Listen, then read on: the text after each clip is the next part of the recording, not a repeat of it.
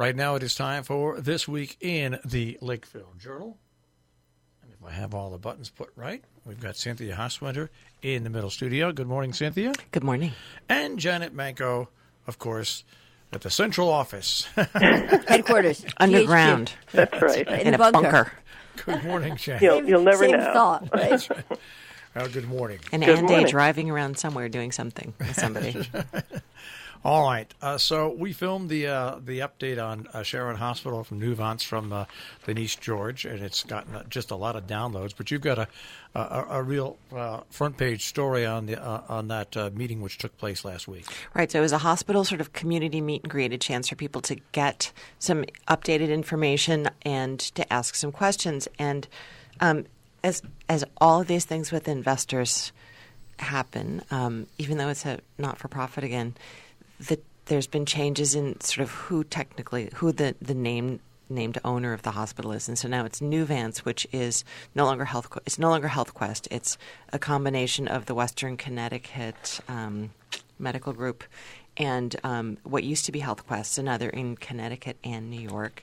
And right after we went to press, we got a notice from Deb Moore and a group of Sharon residents. I was going to bring that up, yeah. Continuing with sort of a watchdogging on the hospital, and there's going to be a meeting on June 27th, I think. Yeah, I'm bringing it up right now. It's on June 27th, and what it is they're not doing the meeting. They're bringing in people from the state. From the Office of Healthcare Strategy. And that means you can go to this meeting, and you can voice your concerns, and they will really log down what has been promised and set up by the hospital. And so this is your chance to really, if you really feel that you want to protect yourself this way, to do it. Right. So now we'll have gotten both ends of the story. The Nuvance side, which was a good meeting, by the way, and you'll also now have somebody from the state meeting with you, saying, okay, what are the things you're worried about? What are the things that were promised? So it's good. It'll be Those two logged, things are, yeah. So, and so this is different from when the state was here. I feel like it was a year ago, before HealthQuest officially reopened Sharon Hospital as a not-for-profit, and so then there was a parallel. It was a more formal type of thing, though. Really, that Right. public really only observed, but basically. Right, although people could have their comments logged in, and at that time, Brian Oler was still the state rep, and he was saying, "Remember, right now there's this." Request to the state to merge HealthQuest and Nuvance, or the Western Connecticut Medical Group. So this is sort of the aftermath of that. So this is a chance, as you said, to come and express, your concerns. Right, and and it's know. good for, kudos to the Save Sharon Hospital group that they are sponsoring this meeting and bringing it together and facilitating it because, this conversation is obviously important to our entire region. Right. All right, we will go on to the second story. We'll go to the top 10 students named at Housatonic Valley Regional High School. I feel like we don't normally always get this story, but so Patrick went over to the high school and they had the top 10 students and they gave the list of where they're going to college, and it's a really nice group of schools. I mean, we've got Harvard and Grinnell and all sorts of, really interesting places, and that's just so great to see our young people. And of course, in this issue, we have photos of the graduating class, and just a really wonderful, nice-looking class, like very mature-looking, and look like they've got some plans. Well, it's great to see the picture of the top 10 students because I'll be quite frank with you. I think most people, and I'm one of those people, was wondering, without the grading system that they had where there were no grades that were publicized, how do you? I was concerned that the top students wouldn't get this recognition, and I'm glad that they are. Right. It does seem like there's a pretty careful tabulation to the point where we have 2 salutatorians this year because there was such a small difference in the percentage point between the number 2 student and the number 3 student. So definitely, I think that if people had concerns that somebody's not keeping close track on this, and also if you look at the results, they were worried that kids wouldn't get into college. I mean, it's a pretty nice bunch of colleges in there. All right. Then Patrick Sullivan has another story on recalling widespread suffering of the Holocaust. So about 2 weeks ago, Patrick had done a story where there was a speaker who came to Housatonic. He's a Connecticut resident, and he was of Jewish descent, and his family had been destroyed, suffered horribly in the Holocaust. And so Mika Armstrong, who's a longtime Salisbury resident, very interesting person, had called Patrick and said, there were so many people who suffered from the Holocaust. definitely the Jews, but also she talked about her own family who were not Jewish, and about her father being taken away. And it's just a very moving story. And it's like when Marshall and I were just talking about some of the sex abuse cases around here. And when one person speaks, it opens the door for other people to speak. And I think that reading that other article made her feel like, I'd like to share my story too. So it's interesting, horrible, wonderful story. Well, I think these stories are the witness that we talked about during D-Day. They need to be kept alive for people that aren't really aware of what happened in World War II. For all those people who say it was made up. Yeah. And the people who can still tell the stories now are getting much older and will not be around for much longer, so we want to get their stories out there. We've had a couple of people come forward after D-Day with their own remembrances of it who were children in England at the time. It's just fascinating. We'll have one of them next week. It is up to us in the media and to the public at large to bear witness and keep bearing witness over the next 100 years or so about these important events that really affected the outcome of the world where it is today. Yeah. Now, you've got a story by Patrick Sullivan, which we talked about just briefly. The housing group pulled the application for the Falls Village rental units, but according to the first selectman, it's not a dead issue yet. It's just pulled for now. Right, and we had hoped to speak to the head of the housing trust. We were not able to make that happen, but there was. It seems like a good outcome in the sense that there was a plan for a fairly sizable affordable housing rental complex on River Road, and when that came to public hearing, people in the community really stood up and said, not just we don't want it in our backyard, but really here's a few reasons why we feel like this is problematic, and we have some questions, and the questions haven't really been fully explored yet. And so, to their credit, the Housing Trust said, let's stop for a minute and let's revisit this. And so they're going to go back and look at some other sites that they had originally dismissed, and maybe examine some of these essential questions about taxation and student body and things like that. All right, now this is a real pertinent story, and that is Nature's Notebook, Pathways for Predators, Prey, and Humans. So many people love the bears, hate hate coyotes. People in Alaska have learned to live with grizzly bears. Oh, my gosh, yeah. We have got to learn to live with wildlife here in ways to separate where the three don't come together in a bad situation. Right, and not to underplay the black bears around here and the threat they pose, but this is an article by Tim about culverts and how even though they're man-made, and we talk a lot here about man-made devices interfering with the travel pathways of the animals in their life cycle, especially things like salamanders. And so he's talking about the culverts that help drain water under roads and sort of saying they're a nice shortcut for some animals, including fast cats. He was describing one of the fast cats using them that he saw on a walk. But he's sort of saying, and not that we're prey, but he's sort of saying, the smaller animals kind of steer clear of those culverts because it's always better to know what's in there before you step into it. So, as you said, a good reminder to maybe be a little wary. And America through the eyes of Chinese students. Lisa Carter, who is the assistant superintendent for Region 1, has a strong connection to China and has traveled on many of the Houstonic Valley Regional High School China trips, and she speaks Mandarin. And one of the schools in another part of the state, I think it was Wethersfield, had a number of students coming and were unable to accommodate all of the students. They're very young for such a long trip. But I remember years ago, Camp Sloan had a program where they had a bunch of Japanese kids come, and we hosted one. And they were like 7 years old and making this big trip to America, didn't speak English, and just were so confident about it. So I'm amazed by that. I'm amazed by these very happy-looking Chinese students who came and stayed with Region 1 families for a couple weeks. All right, as we go inside, and this is a great picture of the house for Paige Dickey and her husband about the once again another one of these country garden tours. Right, and so part of the point of this article is it is another one of these garden tours, but they look different every day, and that's what's interesting about it. And so you've got the Bunny Williams garden, and Bunny's just everywhere right now. She's been so benevolent with her talent and her energy and her time and her sense of humor. And so she's on this tour. And if you saw her house in the Trade Secrets tour in May, it's going to look different. Yeah. Different stuff is in bloom right now. And then one of the major of the 4 gardens is Paige Dickey's garden in Falls Village, right around the corner from our new office on Battle Hill in what used to be a church. And so she calls it Church House. And so she's a garden writer who's very evocatively written about her former house in New York State, which was a much more extensive garden. And so she said part of what's going to be interesting for people on this tour is people who read about the old garden and want to see what she's doing with this smaller space. She doesn't look like she's in her 80s. She looks like she's quite a bit younger. But she and her husband, she said, we're in our 80s now, and we're cutting back. And so this is what a chance to see what that looks like. All right, and a planning for the future estate planning session coming up at the D.M. Hunt Library. Right, and there's a lot of these sessions around here. Salisbury Bank and Trust runs a lot of good ones, and the D.M. Hunt Library is doing some good ones.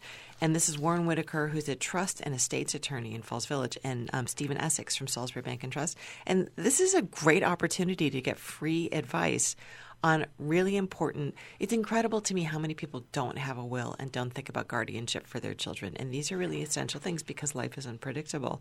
So this is a chance to have them come and say, here's some stuff you should think about. Question and answers afterward. They don't want you to come in and say, here's my situation, but you could probably come up and ask them afterward or get some advice on who you might want to see. But these are important things.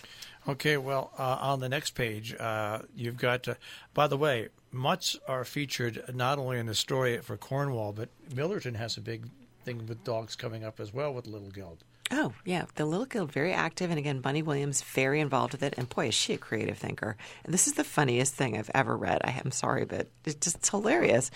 It's she said, she was watching a dog competition. And she said, well, there's so many beautiful mutts. And they're so often the loveliest dogs. They have such wonderful temperaments. And so she said, let's have a competition for the best mutt.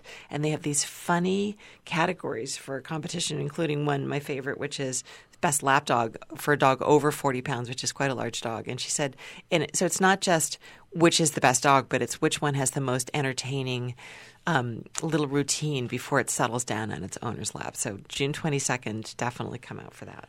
And Big Trucks, Big Fun. Yes, the big rig, which Janet Manko is no longer the head of and could stay home. Never the head of it, but I loved working on it and painting little kids' faces. That's right. And it was just a wonderful event again, and they've been very fortunate to have glorious weather. Even in this rainy spring, they got that really nice clear day. And happy children. Look at those great photos by Cordelia Schiller.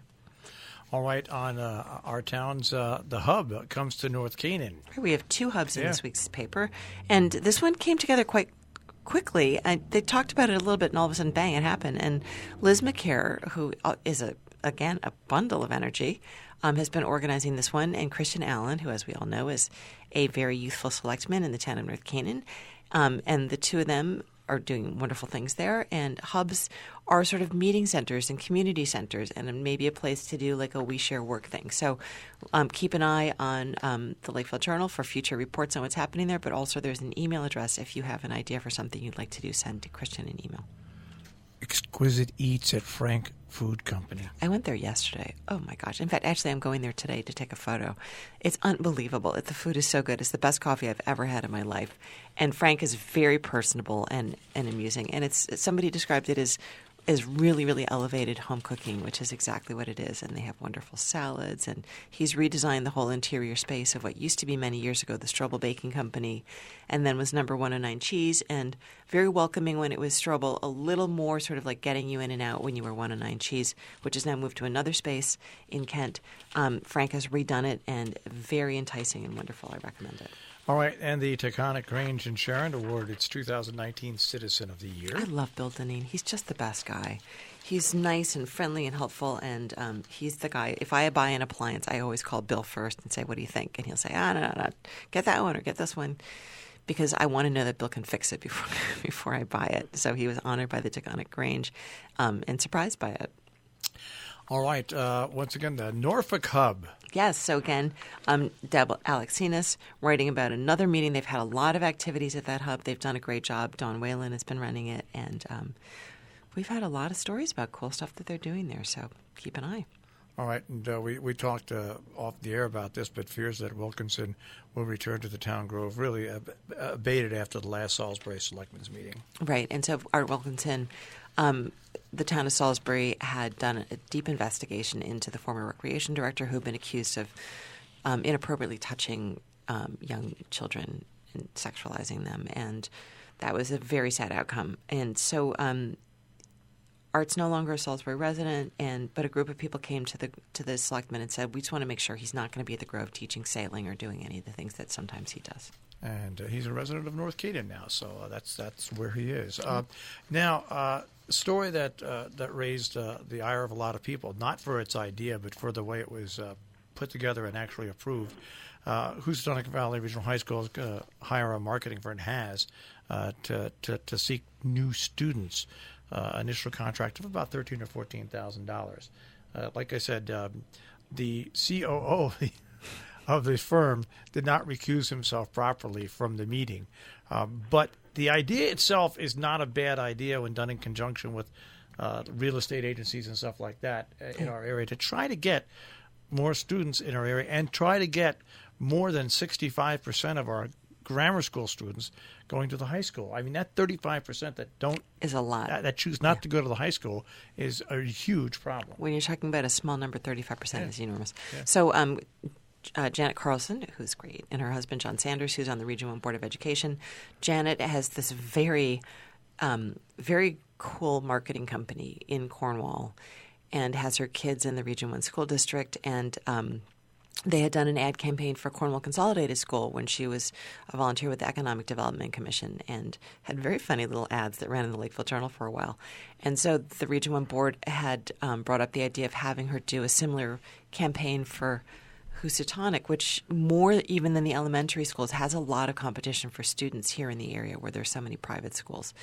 And so, yeah, they had a vote. John did recuse himself. He didn't really leave. Like he sat there. But anyways, it's a good idea. Let's see if it works out. Yeah. That's all. And just hopefully they're a little bit more, they know how to run their meetings a little more in the future. On the health page, though, rhubarb. I don't like rhubarb. You don't? Oh, my grandmother used to grow it and cook it. Oh, yeah. my gosh. So I've started cooking it, and people keep telling me, like, oh, here's what you do. Because it's a very New England thing. You don't really eat rhubarb in Chicago. And over time, I'm learning to love it. And so I actually went out and bought my own rhubarb plant this year because my neighbors, somebody bought the house next door to me. And my giant rhubarb plant that I've had free reign with is now endangered.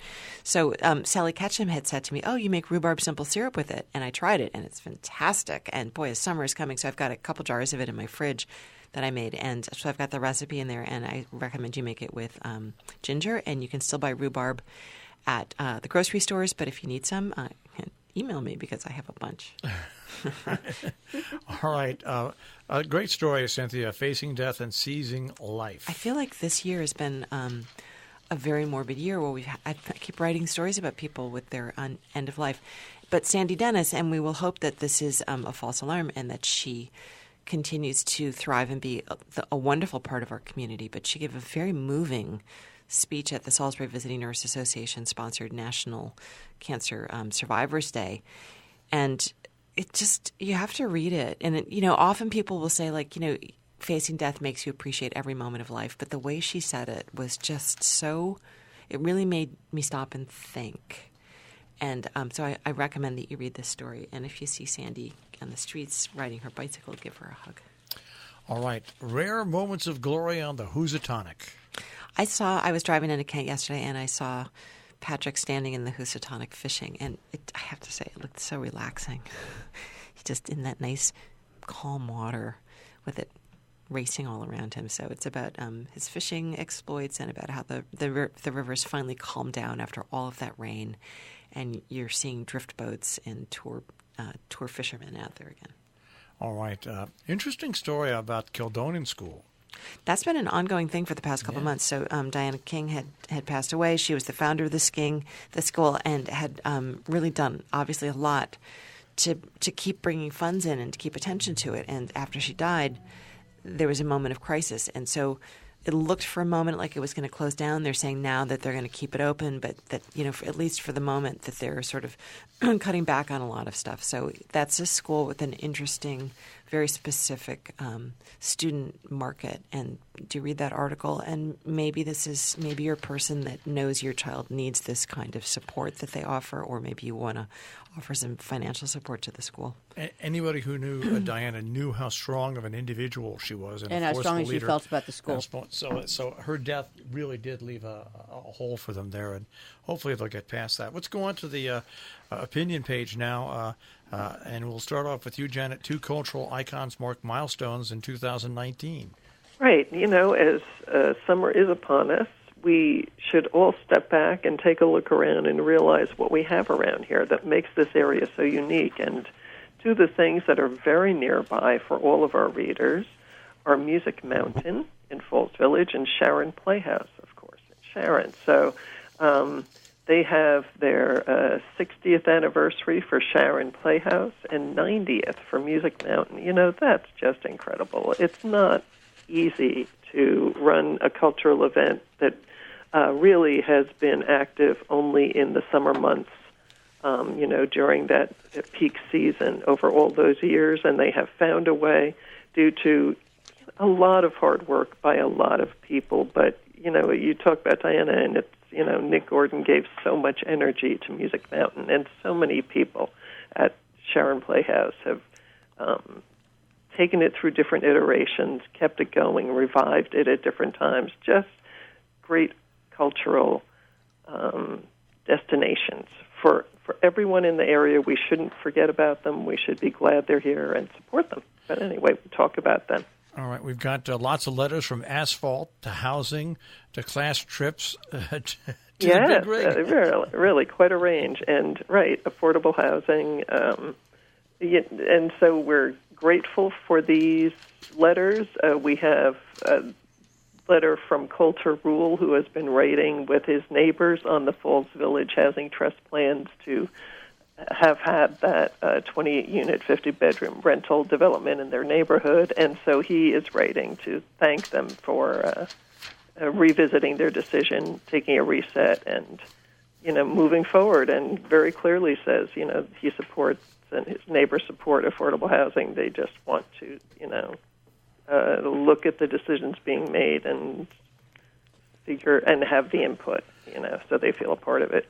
All right, you've got on the other side all the different articles that are written by the different columnists and Peter Steiner's classic cartoon. Exactly, right. We Mary Close Oppenheimer is starting another series on affordable housing, very timely. We have Tony Peel talking about the rights of the child.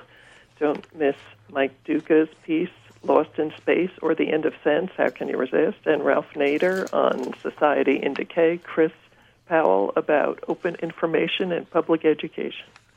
All right, and we have about a minute and a half for you to go through Compass here. I can do it.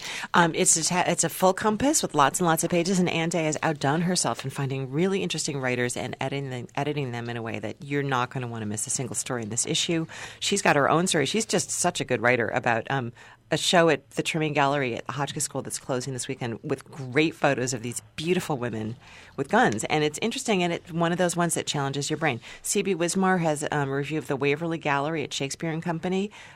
Challenging show, but rewarding, as he says.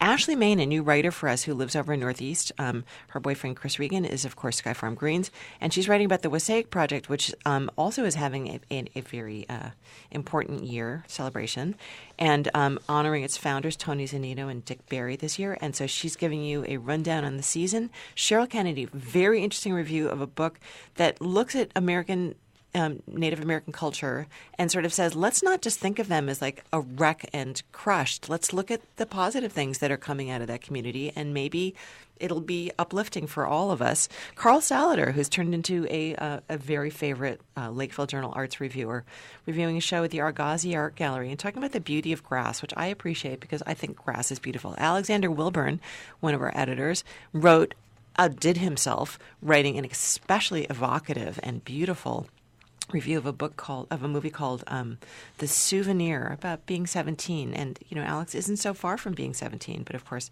has the wisdom of looking back on it and suffuses this review with some of that.